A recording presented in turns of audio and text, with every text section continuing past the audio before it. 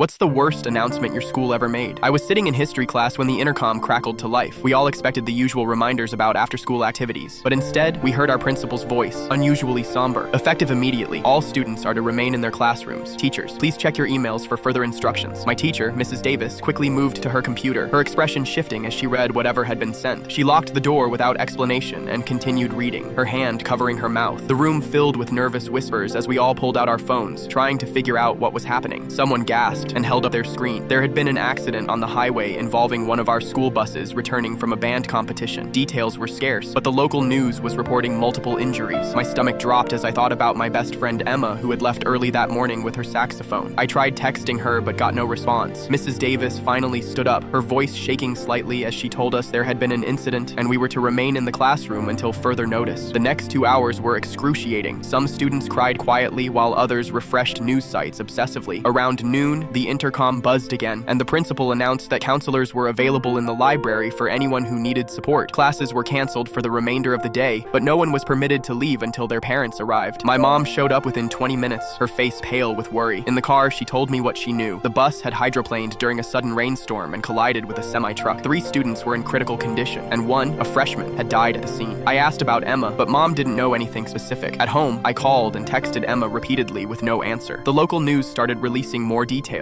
and social media became a flood of prayers and well wishes. By evening, the school had sent out an email confirming that 15 students had been injured, with 5 in serious condition. They didn't release names, citing privacy concerns. I barely slept that night. The next morning, my mom woke me early, sitting on the edge of my bed with red-rimmed eyes. She gently took my hand and said, "Honey, I need to tell you something." My heart seemed to stop as she explained that Emma had been airlifted to the trauma center, but despite the doctor's best efforts, she had passed away during the night from internal bleeding. I refused to believe it. Emma couldn't be gone. We had plans to go dress shopping this weekend for the winter formal. I screamed that Mom was lying, that there must be a mistake. I grabbed my phone to call Emma's mom, but when she answered, her broken sobs confirmed the unimaginable truth. The school remained closed for 3 days. When we returned, Emma's desk sat empty, adorned with flowers and notes. The principal made another announcement, this time about the memorial service planned for the weekend. As I listened to his words about grief and community support, I stared at the chair where my best friend should have been sitting, probably passing me notes about our weekend plans or complaining about calculus. The band played at her funeral, leaving a conspicuous gap where her saxophone should have been. They performed her favorite song, and I clutched the friendship bracelet she had made me last summer, the one she wore a matching version of, the one they had removed at the hospital. 6 months later, the school erected a memorial garden with a plaque bearing the names of Emma and the freshman boy. Sometimes I sit there during lunch, telling her about my day or the college acceptance letters I've received, all the things I would have texted her about. The worst announcement wasn't just about the accident. It was the moment our school acknowledged that some empty seats would never be filled again, that some voices in our hallways had been permanently silenced.